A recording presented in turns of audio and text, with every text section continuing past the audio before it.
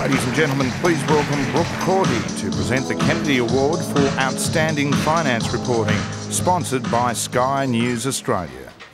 Thank you, and congratulations to all the winners so far. My great honour to be here tonight to present this award on behalf of Sky News and Sky News Business Channel, and to recognise some of the best in the very turbulent world of business news.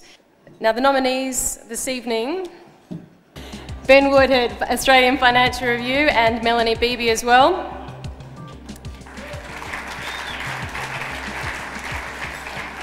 Peter Ryan, ABC Radio. And Vander Carson, The Daily Telegraph.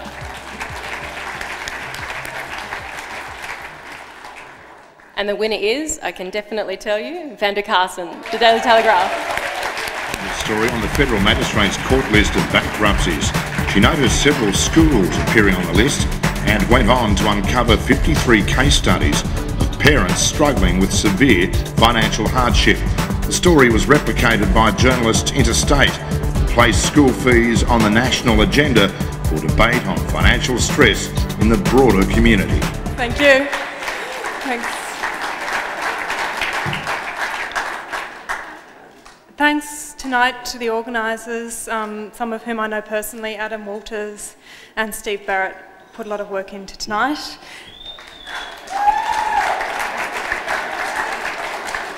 To the sponsors and, of course, to the Daily Telegraph, who gave me the time to spend months putting together all these school bankruptcies. So thank you. Breaking news was once the battleground of the afternoon tabloids. Now the spirit of that bruising contest between the Sun and the Daily Mirror is thriving in cyberspace. To present the award for most outstanding online news breaking, please welcome a veteran Sydney journalist who cut his teeth on both afternoon tabloids, Mr. Simon Boda from Channel 9. What a great crowd. Wouldn't Les just love to be taking part in this, I'll tell you. He says, cut my teeth on that era. I think more teeth were broken than were cut in that time. It was a time when there were no iPads, there were no computers, no mobile phones. All we had was a pen, a notepad, a news car, two-way car radio and a public phone. I recall many occasions when car tyres were let down and public phones were vandalised so that the journos could be the first with a splash. It was a time when journos like Norm Lipson, who's here tonight, I'd like to get a round of applause for Normie.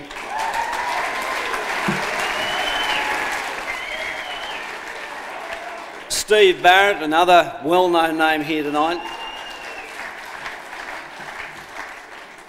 And Terry Galloway, who's also with us here this evening. There's one journalist at that time who most of us from that era will remember, and I think we should give a round of applause to, and that's Tony Barneo, who passed away back in the 90s, another great legend. Anyway, I'll get to the awards. The awards for the most outstanding online news breaking. The nominees are Ilya Gridnev, Fairfax; Sean Nichols, the Sydney Morning Herald; and Paul Bibby, the Sydney Morning Herald. And the award for the most outstanding online breaking news story goes to Paul Bibby from the Sydney Morning Herald. The judges praised Paul Bibby for his patience, sticking it out in court long after most other journos had left, and gaining a crucial advantage when the court made its shock decision setting Jeffrey Gillam free. With backgrounders ready to go, the paper was well placed to start running coverage, even more so when Bibby tracked down the celebrating family, and he even nabbed himself a photo byline for the image of Gillam with champagne glass in hand. This is a huge surprise. Les was not known for his online filing, but he embraced it, and he loved breaking a big story, and he broke many great stories online. Just like to thank my partner in courts, Louise Hall, the crime editor, Lisa Davies, and all the Fairfax team. Thank you very much. Ladies and gentlemen, to present the Kennedy Award for Scoop of the Year, please welcome Tracy Grimshaw from Current Affair. Journalism comes in many different forms, but I think we'd all agree that there is one unifying urge that galvanises us all. That is the relentless quest for the scoop. So here are the nominees for Scoop of the Year. Jonathan Marshall and Neil Breen from the Sunday Telegraph.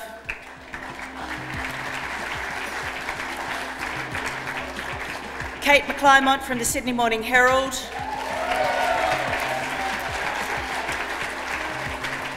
And Linton Besser from the Sydney Morning Herald. And the Scoop of the Year goes to Kate McClymont from the Sydney Morning Herald. The judges found all entries in this category to be outstanding examples of gutsy, in-your-face journalism, making a real difference. Kate McClymont has been tireless in uncovering alleged fraud within the Health Services Union, and this full-blooded scoop on alleged credit card abuse by Craig Thompson and Michael Williamson ticked all the boxes. Look, I'd first of all like to thank Craig and thank Michael. They did a really good job in helping me win this. But I'd really like to... Sorry. I'd really like to say thanks very much to the Sydney Morning Herald, and thanks very much to my departed former editors, Amanda Wilson and Peter Fray. When I went to them with this story, they called in 4 lawyers, the deputy editor, and in the end they just said, Kate, we're going to back you on this, and they did. And that's what journalism is all about. So thank you very much. Outstanding court reporting. It means sitting through sometimes complex testimony, trying to get grabs from the accused and the accusers after the verdict, and being fair and accurate in reporting each day of the trial. And here to present the award is a special guest, the New South Wales Police Minister, the Honourable Mike Gallagher. Make him welcome.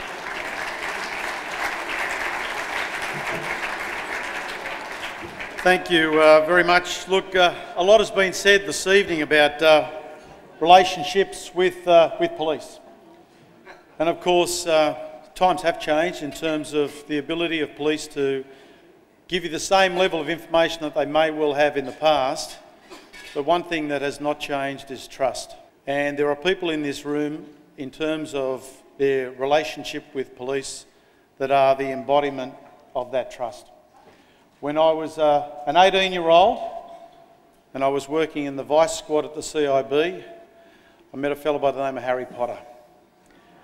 And I saw his picture up there tonight. He was my introduction to your industry. People like the bar rap,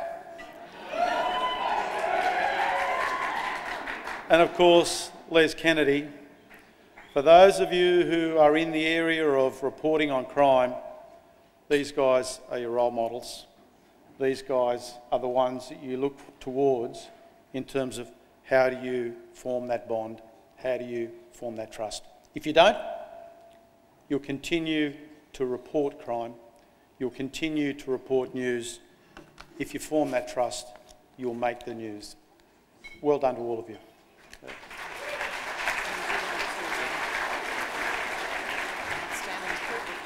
The outstanding court report candidates are Nine Network, Lizzie Pearl.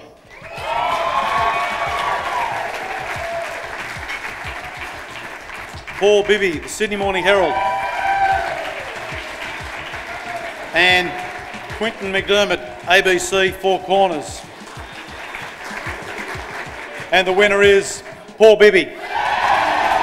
On what began as an even playing field, Paul blitzed his opposition in breaking the dramatic collapse of the prosecution case against Jeffrey Gillam in the Court of Appeal. The judges commended Paul for his tenacity in remaining in court to get the scoop, break it online and write the front page story accompanied by an exclusive photo. His dominance of this big story continued online with his video report on the Gillam family's celebration at a city hotel. I once had the pleasure of watching Les Kennedy court report. He was a picture of concentration. He didn't miss a single thing in the court report, in the courtroom. He knew everyone, absolutely everyone in the courtroom, and he just picked up every single little piece of colour. It's an art, court reporting, and he was the master, and I'm honoured to receive this award. Thank you. Ladies and gentlemen, to present